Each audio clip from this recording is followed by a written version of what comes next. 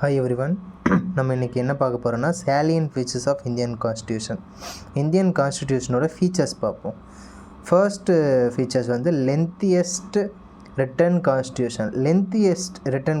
Return கான்ஸ்டியூஷன்ன்றது ஒரு constituent assembly வந்து க்ரியேட் பண்ணி அதில் எல்லா பீப்புள்ஸும் உட்காந்து கான்ஸ்டியூஷனை ரைட் பண்ணி அதை கோடிஃபை பண்ணி வச்சுருக்காங்க. அதுதான் ரிட்டன் கான்ஸ்டியூஷன். நம்ம இந்தியன் கான்ஸ்டியூஷன் லென்த்தியஸ்ட் அப்படின்னும்போது ரொம்ப பல்காக இருக்கும், ரொம்ப லென்த்தாக இருக்கும் கான்ஸ்டியூஷனே. ஸோ தட் அது வந்து லென்த்தியஸ்ட் கான்ஸ்டியூஷன் அப்படின்னு சொல்கிறாங்க.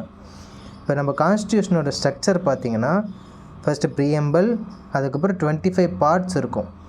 இப்போ 25 பார்ட்ஸ் இருக்குது. இதுக்கு முன்னாடி கான்ஸ்டியூஷன் எழுதும்போது 22 பார்ட்ஸ். இப்போ 448 ஆர்டிக்கல் இருக்குது. அண்ட் தென் இதுக்கு முன்னாடி வந்து 395 ஆர்டிக்கல் இருந்தது. And then 12 schedule. இப்போது இதுக்கு முன்னாடி 8 ஷெட்யூல் இருந்தது. ஏன் வந்து இவ்வளோ வாஸ்ட்டாக இருக்குது அப்படின்னா அதுக்கு ஒரு 4 ரீசன் சொல்கிறாங்க. ஏன் எலிஃபென்ட் சைஸ் அதாவது ரொம்ப பெருசாக இருக்குது. ஃபஸ்ட்டு ஃபீச்சர்ஸ் வந்து geographical factor, vastness of a country and its diversity. அதாவது இந்தியாவை பொறுத்த வரைக்கும் ஒரே ரிலீஜன்ஸோ ஒரே கம்யூனிட்டி அதே மாதிரி ஒரே இதுவாக கிடையாது. ஒரு ரீஜன்லேயும் ஒரு 100 கிலோமீட்டர் ஒரு 50 கிலோமீட்டர்ஸ்லேயும் நீங்கள் ஒரு டைவர்சிட்டியை பார்க்கலாம் இந்தியாவை பொறுத்த வரைக்கும். ஸோ தட் அவ்வளோ வாஸ்ட்டு டைவர்சிட்டி இருக்கிற இடத்துல டிஃப்ரெண்ட்டாக வந்து நம்ம கான்ஸ்டியூஷன்ஸை நிறைய ஃபீச்சர்ஸ் வந்து இன்புட் பண்ணுற மாதிரி இருக்கும். ஸோ தட் அது வாஸ்ட்டாக இருக்குது. Second historical factor. Government of India 1935 வந்ததோட கார்பன் காப்பி தான் வந்து இந்தியன் கான்ஸ்டியூஷன் சொல்லுவாங்க ஹிஸ்டாரியன்ஸ். அதில் இருக்கிற ஃபீச்சர்ஸ்லாம் நிறைய இதில் இன்க்ளூட் பண்ணதுனால அது பல்கியாக இருக்குதுன்னு சொல்கிறாங்க. மூணாவது single constitution for state, centre and panchayat. State, centre, panchayat இதில் இருக்க எல்லா அட்மினிஸ்ட்ரேட்டிவில் இருக்கிற எல்லா ரூல்ஸ் அண்ட் ரெகுலேஷன்ஸும் வந்து இந்த கான்ஸ்டியூஷன்லேயே கொடுத்துட்டாங்க. ஸோ தட் அது ரொம்ப பல்கியாக இருக்கும். அதே மாதிரி dominance of legal luminaries in constituent assembly. Legal லூமினரிஸ்ன்றவங்க கான்ஸ்டியூஷனல் அதாவது legal experts, senior most advocates, அவங்கெல்லாம் எல்லாருமே அங்கே கொஞ்சம் கான்ஸ்டியூண்ட் அசம்பிளியில் எல்லாருமே ரொம்ப அட்வொகேட்ஸ், ரொம்ப ஹையர் பொசிஷனில் இருக்கிறவங்க நிறைய பேர் இருந்ததுனால ஸோ தட் அவங்க நிறைய ஃபீச்சர்ஸை கொடுக்கணும்னு நினச்சிருக்காங்க. ஸோ தட் வாழ்க்கையாக இருந்திருக்கு. செகண்ட் ரீசன் பார்த்திங்க அப்படின்னா Tran from various sources. Indian constitution வந்து வேரியஸ் சோர்ஸஸ்கிட்டேருந்து பாரோ பண்ணி தான் வந்து கான்ஸ்டியூஷனை மேக் பண்ணியிருப்பாங்க. அதில் ஃபர்ஸ்ட் சோர்ஸ் பாருங்கள், யூகேலேருந்து parliamentary government, cabinet system, rule of law, single citizen, parliamentary privilege, legislative procedure, bicameralism. இது எல்லா ஃபீச்சர்ஸும் யூகே கான்ஸ்டியூஷன்லேருந்து நம்ம எடுத்திருக்கோம். அதே மாதிரி யூஎஸ் கான்ஸ்டியூஷனில் fundamental rights, judicial review, independence of judiciary, impeachment of president, removal of judges, இது எல்லா ஃபீச்சர்ஸுமே யூஎஸ் கான்ஸ்டியூஷன்லேருந்து எடுத்திருக்கோம். அண்ட் தென் அயர்லாண்ட் கான்ஸ்டியூஷன்லேருந்து DPSP, directive principle of state policy, nomination of members of a Rajya Sabha, method of elections of a president, இதெல்லாம் வந்து நம்ம Ireland constitution அப்படின்னு அதிலேருந்து எடுத்திருக்கோம். அதே மாதிரி ஆஸ்திரேலியாவில் நம்ம என்ன எடுத்திருக்கோன்னா concurrent list, joint sitting. This is very important. Joint sitting வந்து நம்ம ஆஸ்திரேலியாவிலேருந்து தான் எடுத்திருக்கோம். அதே மாதிரி கன்கரண்ட் லிஸ்ட் வந்து ஆஸ்திரேலியனில் எடுத்திருக்கோம். அப்போ ஸ்டேட் லிஸ்ட்டு, யூனியன் லிஸ்ட்டு வந்து யூகே கான்ஸ்டியூஷன்லேருந்து எடுத்திருப்போம். ஜஸ்ட்டு கவர்மெண்ட் ஆஃப் இந்தியா ஆக்ட்லேருந்து எடுத்திருப்போம். அண்ட் தென் கனடாலேருந்து நம்ம என்ன எடுத்திருப்போம்னா federation with strong centre, vesting of residuary power in the centre, appointment of a governor, advisory jurisdictions of supreme court, procedure established by supreme court. இது வரைக்கும் வந்து Canada. Then ஜப்பான்கிட்டருந்து procedure established by law. USSR that is ரஷ்யாட்டிருந்து வந்து fundamental duties, social, economic, politicals. Preamble வந்து இந்த words, இந்த terms இருக்கும். இதை வந்து நம்ம ரஷ்யாட்டிருந்து தான் எடுத்திருக்கோம். அண்ட் தென் ஃப்ரான்ஸ்லேருந்து ரிப்பப்ளிக், லிபர்ட்டி, ஈக்குவாலிட்டி, ஃப்ரெட்டர்னிட்டி, இதுவும் வந்து ப்ரீஎம்பிள் இருக்கும். அதே மாதிரி ஜெர்மனியில் வந்து suspensions of fundamental rights during emergency டைமில் சஸ்பெண்ட் பண்ணுறது ஃபண்டமெண்டல் ரைட்ஸை, அதை வந்து ஜெர்மனிக்கிட்ட இருந்தால் எடுத்திருப்போம். அண்ட் தென் சவுத் ஆஃப்ரிக்காவிலேருந்து procedure for amendment elections of members of Rajya Sabha, இது ரெண்டும் வந்து நம்ம சவுத் ஆஃப்ரிக்காவிலேருந்து எடுத்திருப்போம்.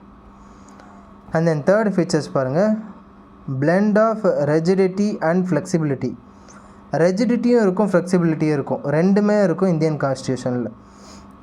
இப்போ ரெஜிடிட்டின்னு பார்த்திங்க அப்படின்னா article 368 used to amend certain provisions by special majority.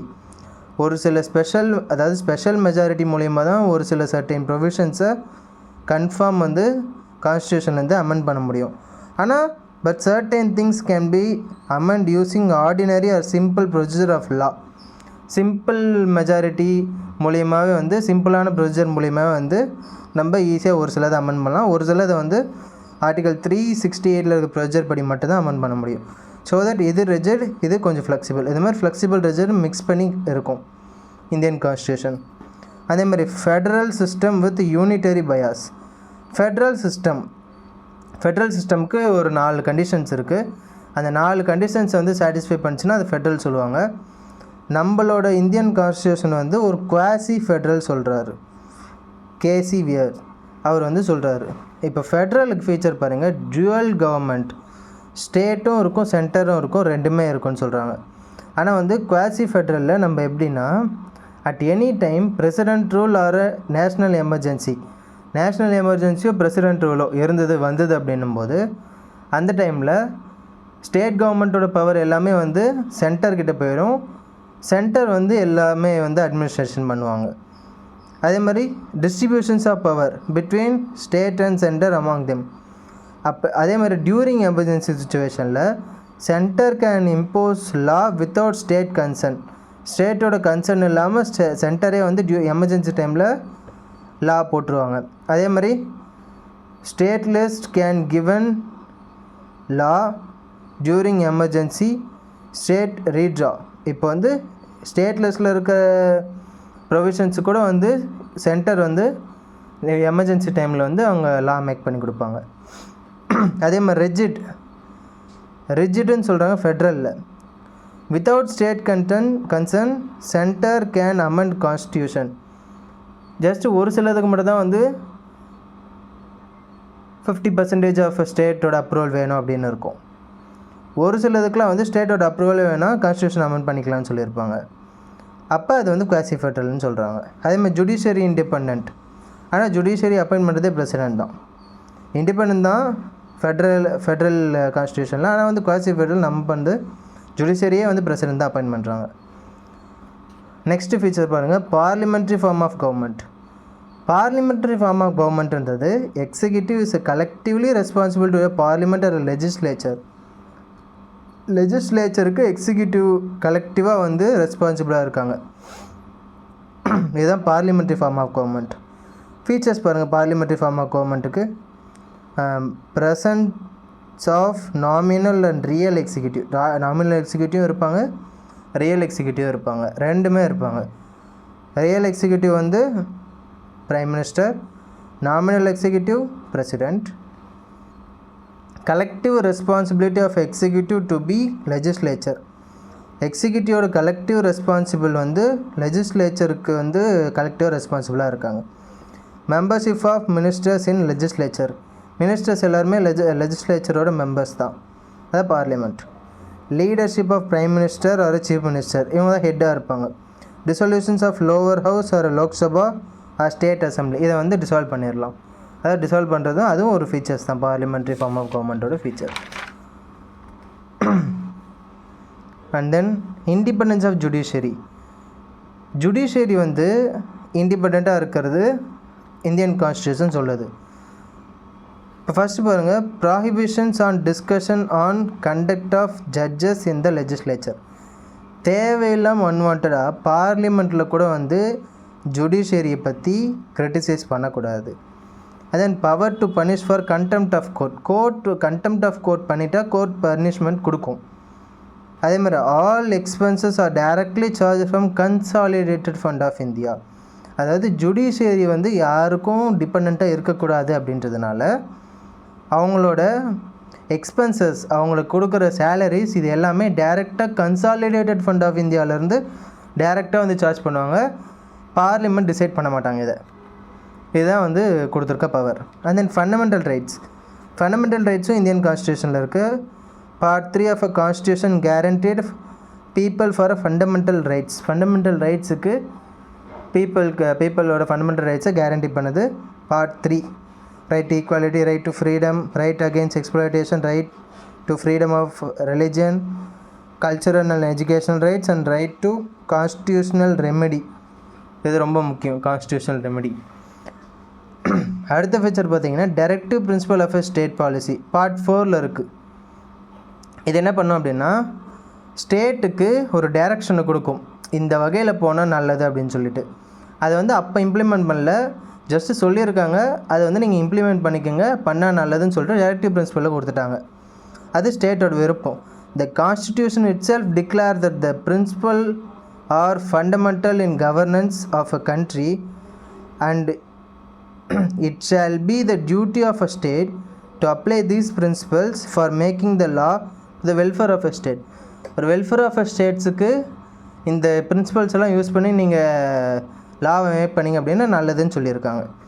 இந்த directive principle of state policy socialistic, Gandhian, liberal, intellectual, இந்த மாதிரி 3 ப்ராடராக கிளாஸிஃபை பண்ணியிருக்காங்க. அண்ட் தென் ஃபண்டமெண்டல் டியூட்டிஸ் வந்து part 4A of a constitution of India. இதை வந்து 42nd கான்ஸ்டியூஷனல் அமெண்ட்மெண்ட் ஆக்ட் அதில் தான் வந்து இதை ஆட் பண்ணியிருப்பாங்க. Fundamental duties serve as a reminder to citizen that while enjoying the rights they have also be quite conscious of duties they owe to the country, the society and to their fellow citizen. அதாவது fundamental rights enjoy பண்ணலாம், and also அவங்களுக்கு வந்து fundamental டியூட்டிஸ்னு ஒரு சிலது இருக்குது, அதையும் வந்து follow பண்ணணும்னு சொல்கிறது ஃபண்டமெண்டல் டியூட்டிஸ். அதே மாதிரி அதர் ப்ரொவிஷன்ஸ், அதர் பிரின்சிபல்ஸும் இருக்குது, அதாவது அதர் ஃபீச்சர்ஸும் இருக்குது. யூனிவர்சல் அடல்ட் ஃப்ரான்ச்சைஸ் அதுவும் இருக்குது, அதாவது 18 வயசுக்கு அப்புறம் இருக்கவங்க ஓட்டு போடுறது. அது மாதிரி சிங்கிள் சிட்டிசன்ஷிப் தான் இருக்குது, மல்டிபிள் சிட்டிசன்ஷிப் வந்து கிடையாது இந்தியாவில். எமர்ஜென்சி ப்ரொவிஷன்ஸ் இருக்குது, சாவரன், செக்யூலர் இதெல்லாம் இருக்குது. அது மாதிரி 3 டயர் கவர்மெண்ட் இருக்குது, பஞ்சாயத்து ராஜ், ஸ்டேட் சென்டர் பஞ்சாயத்து ராஜ் இருக்குல்ல, 3 டயர் கவர்மெண்ட்லாம் இருக்குது. இது எல்லாமே ஃபீச்சர்ஸ் தான் அடிஷ்னலாக.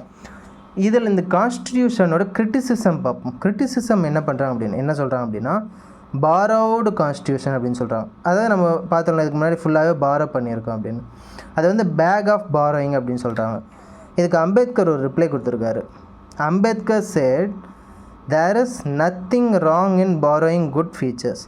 No constitution can be entirely new. The borrowed provision were adapted to the Indian condition. அதாவது எந்த ஒரு கான்ஸ்டியூஷனும் ரொம்ப புதுசு கிடையாது, ஓகேங்களா அப்படின்னு சொல்கிறாரு.